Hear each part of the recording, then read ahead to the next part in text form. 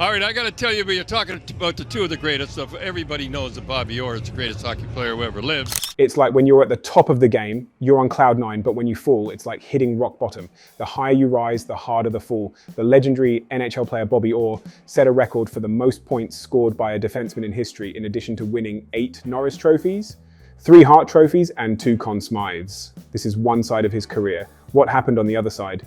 Could such a glorious career have a tragic flip side? Join us as we explore the tragic tale of a hockey legend and learn what it really costs to be great. Bobby Orr didn't just outscore opponents, he out-celebrated them. Don Cherry, his former coach, was the one to call him the greatest defenseman who ever lived.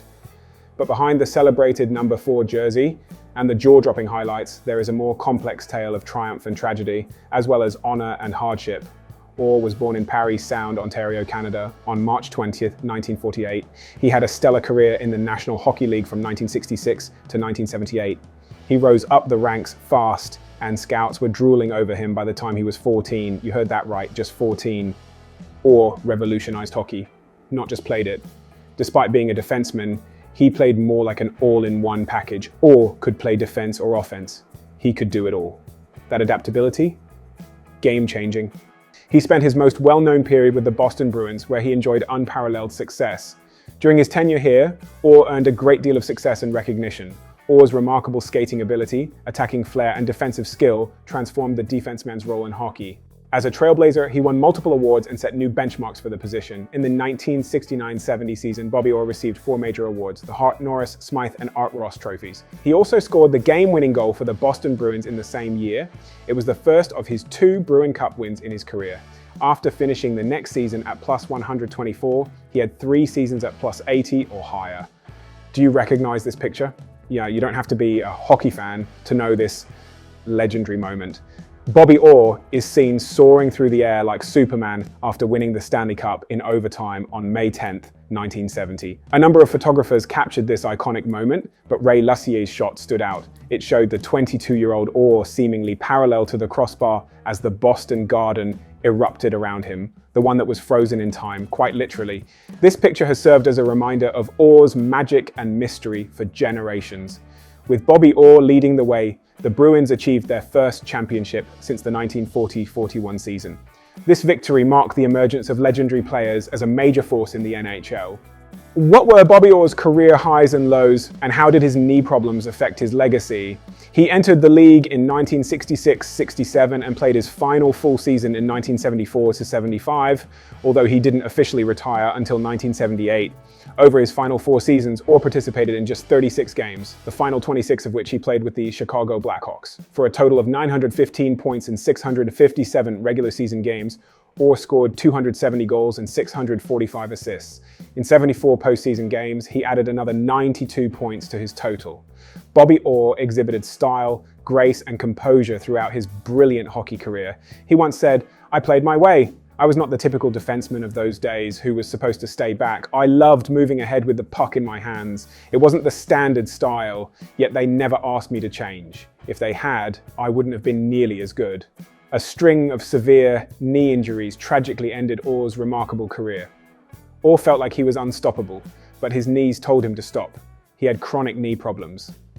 It's a heartbreaking tale of what could have been. He had chronic problems with his knees, but refused to give up on his injuries. He had an indisputable impact on the game despite his injured knees. It's a heartbreaking tale of what could have been. It would be impossible to discuss Bobby Orr without bringing up his knees, but guess what? He is still a legend. Bobby Orr's extraordinary career saw many great highs, but it was also marked by severe lows due to his ongoing knee injuries.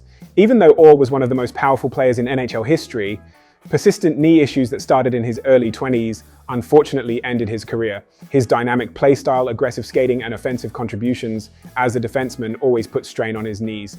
These injuries demanded countless surgeries and restricted his capacity to perform at his best. He was finally forced to retire at the age of 30, leaving fans to wonder what more he might have achieved if he had not suffered chronic knee problems. Orr faced hardship, but his constant love for hockey and his unbreakable spirit have left a lasting impact in the hockey community. At a time that should have marked the height of his professional journey, Bobby's knees were nearing exhaustion.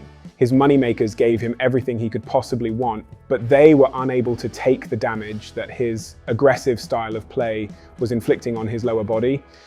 According to Bobby's partner, Eagleson, the Bruins were unwilling to sign a defenseman who was so restricted on some evenings that he could hardly walk. Bobby then agreed to a 5-year contract worth $3 million, which would be paid over 30 years with the Chicago Blackhawks. Orr never took this money because he knew he couldn't keep up his end of the agreement. It was a respectable move for a man who has shown good character his entire life. Sadly, this was the start of Bobby Orr's playing career's end. Over the next 2 seasons, he was only able to participate in 26 games for Chicago due to his knees failing completely. Orr used to have difficulty walking, but he can now walk pain-free after having 2 knee replacements. Bobby Orr stands unparalleled as a true pioneer in the realm of hockey. His combination of skill and speed drastically changed the game. In a short career as a defenseman, the player recorded 9 hat tricks, surpassing all others. The next closest player is Harry Cameron, a player from the 1920s.